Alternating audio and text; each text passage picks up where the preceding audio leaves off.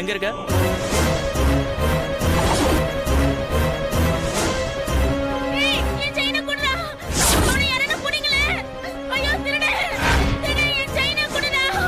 நான் திருப்பி கூப்பிடுறேன் பை.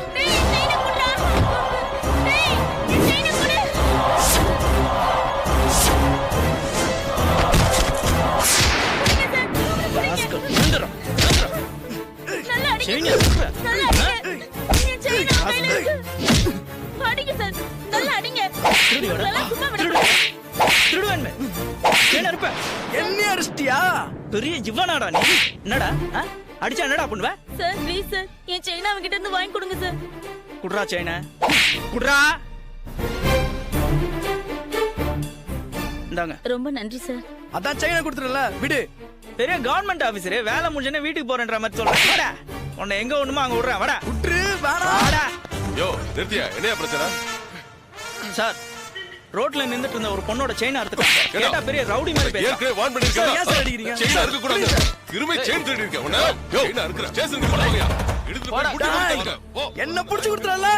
நான் பாம்பு மாதிரிடா. பகை வச்சிட்டேன்டா அம்மால. விட்ட மாட்டேன் நான். இது வடபழனி முருகன் கோயில் இல்ல சிவன் பார்க்? என்ன சொல்றீங்க? அதுக்கு சிவன் பார்க்கே பெட்டர். சரி நான் கிளம்புறேன்.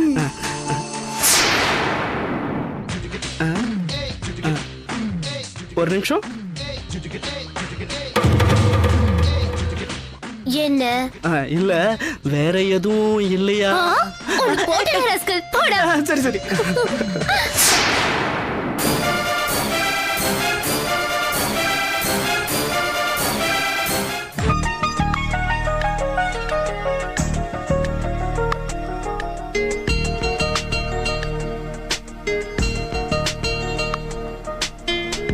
ஹலோ, நான் ஆவடி பானு பேசுறேன் சார்.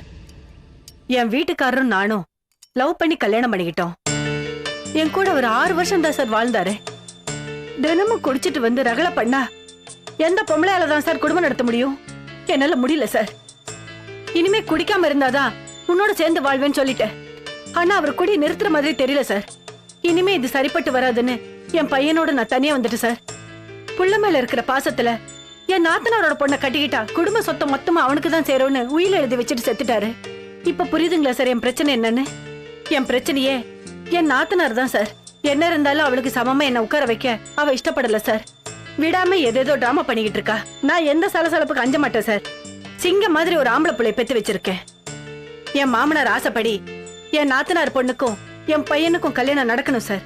பிளீஸ் சார், நீங்க கொஞ்சம் பேசுங்க சார். என் பையனுக்கு இஷ்டம் தான் சார். நீங்க பேசுங்க சார் ப்ளீஸ். நான் வச்சிடறேன் சார். அப்பாடா, ஒரு வழியா லாயர் கன்வின்ஸ் ஆயிட்ட மாதிரி தெரியுது. இது மட்டும் நடந்துட்டா உன் பேருக்கு 30 கோடி ரூபாய் ஆஸ்தி வந்து சேரும்.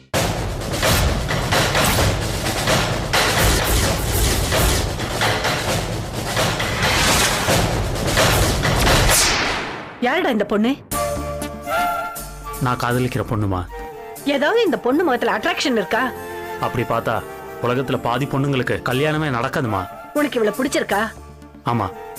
எனக்கு இவள சுத்தமா பிடிக்கல.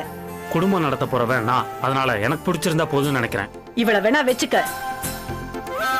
ஆனா கல்யாணம் மட்டும் நான் முடிவு பண்ண இடத்துலதான் நடக்கணும். ஏன்னா இது சொத்து விவகாரம். அம்மா, நீ சொல்ற மாதிரிலாம் என்னால சீப்பா நடந்துக்க முடியாது. எனக்கு ஜெனிஃபர் தான் வேணும். சரி, யார் இந்த ஜெனிஃபர்? என் கூட காலேஜ்ல படிக்கிற பொண்ணு. அவங்க அப்பா என்ன பண்றாரு? அவர் ஒரு வீட்ல வாட்ச்மேனா வேலை பாக்குறாருமா. ஏண்டா, 30 கோடி ரூபாய் ஆஸ்தி உள்ள ஒரு பொண்ண நான் சொல்லிக்கிட்டு இருக்கேன். நீ வாட்ச்மேன் பொண்ண லவ் பண்றேன்னு சொல்ற? அந்த பொண்ணு நம்பர் கொடு, நான் பேசுறேன். அதெல்லாம் நீ பேசினா சரிப்பட்டு வராது. ஏன்? என்னன்னு பேசுவ? அம்மா ஜெனிஃபர், நீ காதலிக்கிற கிரணோட அம்மா பேசுற. தயவு செஞ்சு என் பையனை நீ விட்டுடு. வேணா உன் கால்ல கூட விழறேன்னு சொல்லி கேப்பேன். அதுக்கெல்லாம் அவசியமே கிடையாது. ஏன்? ஏன்னா அந்த பொண்ணு என்ன லவ் பண்ணல, நான் தான் ஒன் சைடா லவ் பண்ணிட்டு இருக்கேன். கர்மம். 30 கோடி ரூபாய் சொத்துள்ள பொண்ண லவ் பண்றான்னு சொன்னா ஒன் சைடு லவ் வச்சுக்கிட்டு இவ்ளோ பில்டப் பண்ற. அம்மா, நீ எனக்கு என்ன சொன்னாலும் ஏறாது. எனக்கு ஜெனிஃபர் தான் வேணும். அவ செத்துட்டா நானும் செத்துருவேன். மரியாதையா சொல்றேன்டா உனக்கு. என் பேச்சு கேளு. வீணா அந்த பொண்ணு தற்கொலை பண்ணிக்கிற அளவுக்கு உண்டு பண்ணிடாத.